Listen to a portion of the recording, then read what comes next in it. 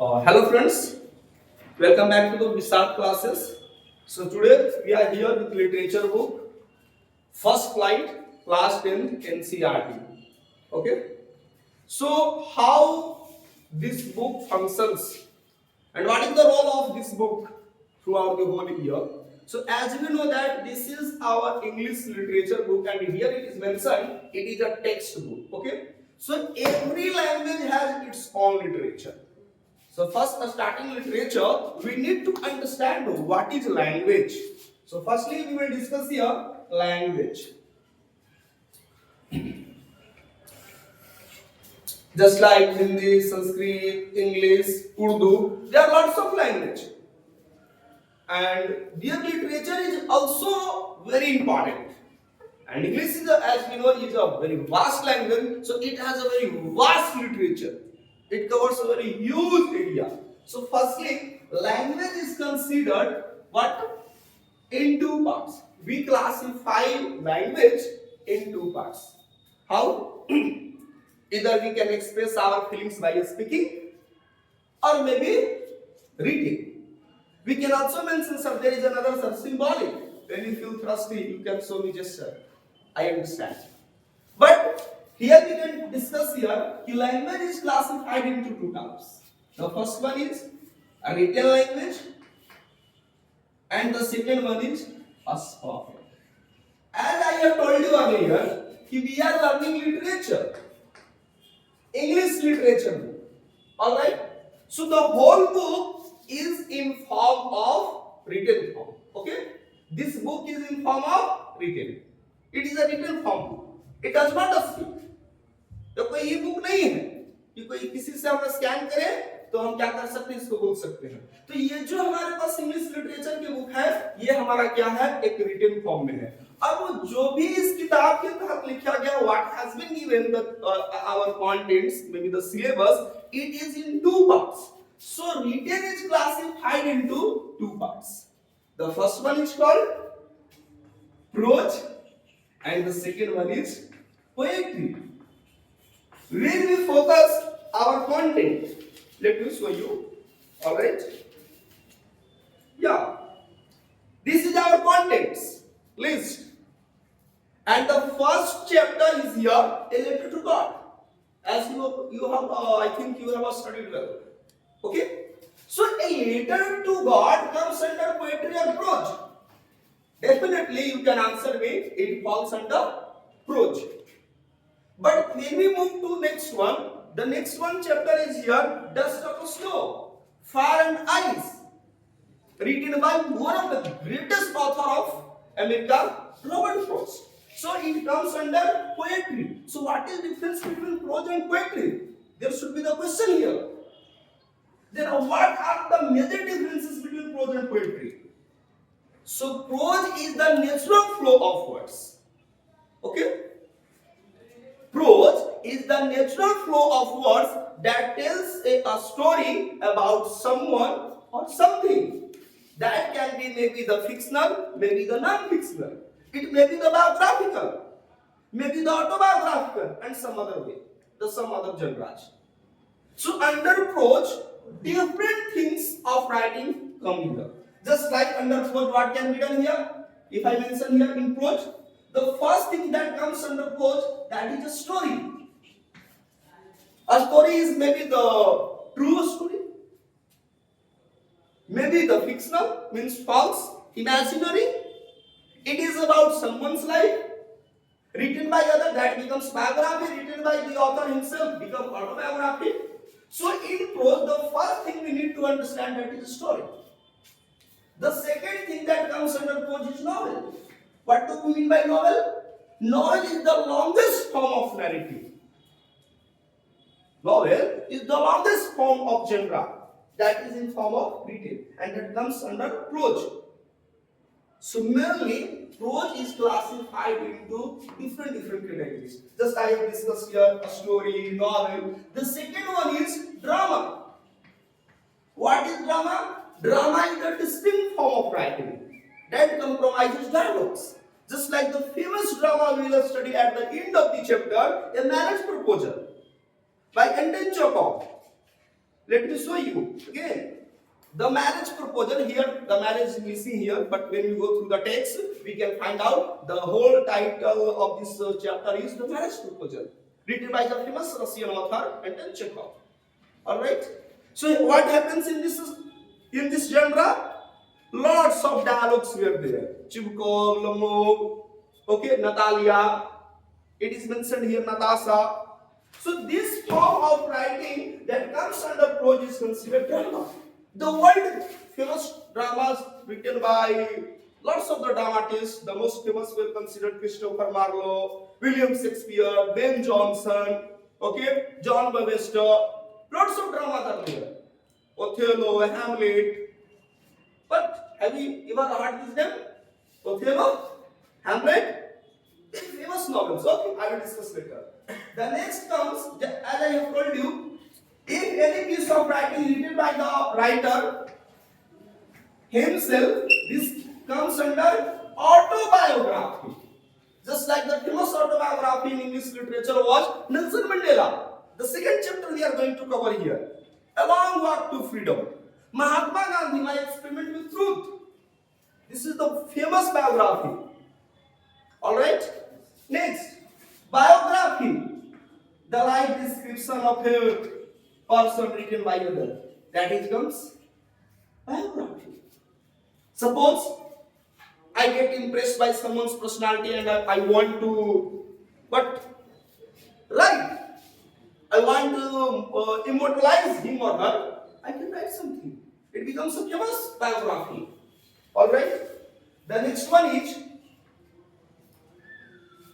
letter.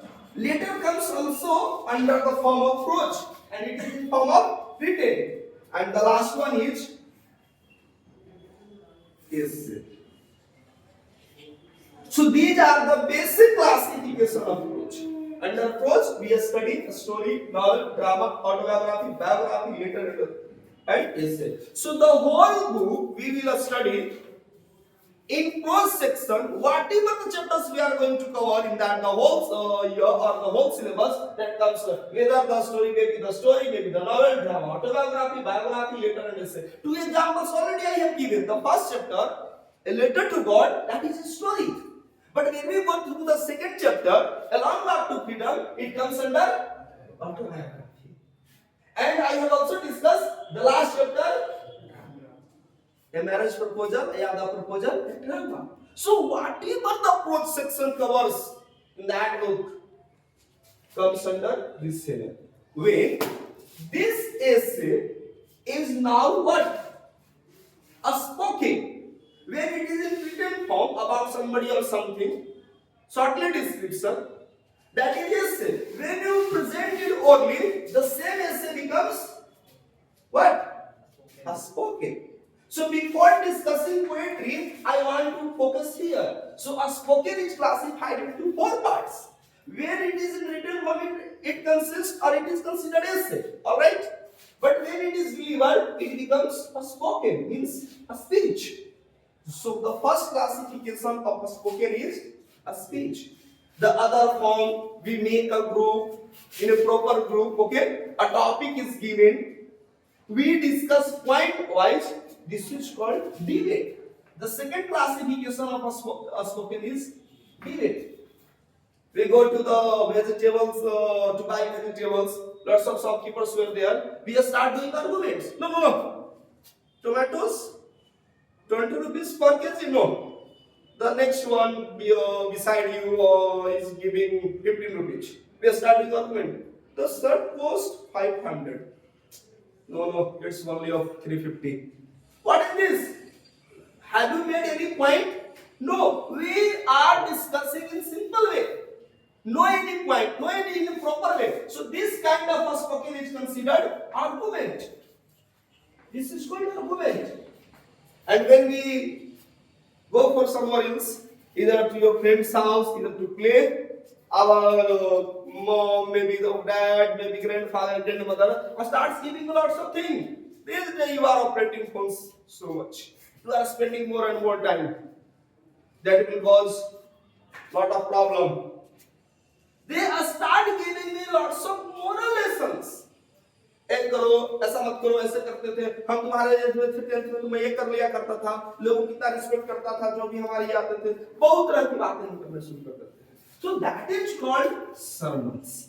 So other form is that sermons, जिसको हम लोग moral lessons कहते हैं. Is it okay? So spoken is classified into 4 parts: a speech, debate, argument, and sermons. Is it okay? Now we have left here poetry. Poetry is mainly of 3 types. Okay. The first poetry is considered rhyming poetry. Now there will be the question: what is rhyming poetry? Okay. Rhyming poetry is considered, rhyme means there should be rhyming words. Rhyming words or fixed meter. Fixed meter. If any poetry consider these 2 terms, rhyming word and fixed meter, that will be considered rhyming poetry. Rhyming words. In place of poetry, it can be mentioned words.